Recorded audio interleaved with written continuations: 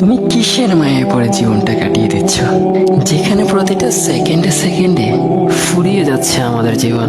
অন্তিম মুহূর্তটা আস্তে আস্তে কাছে চলে আসছে, অথচ মৃত্যু যে আমাদের জন্য অবধারিত এ ব্যাপারে কোনো সন্দেহ নেই, সন্দেহর অবকাশও নেই।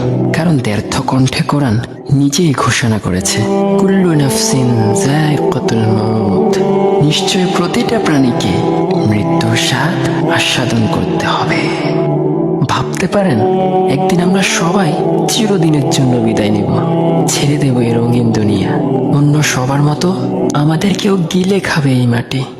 আর কত কলুষিত করবে নিজেকে। ফিরে এসো সেই রবের দুয়ারে, সামান জোগাও নিজের কবরের জন্য, যেন শান্তি নিবাসে থাকতে পারো। অন্যথায় আফসোস করে কোনো লাভ হবে না।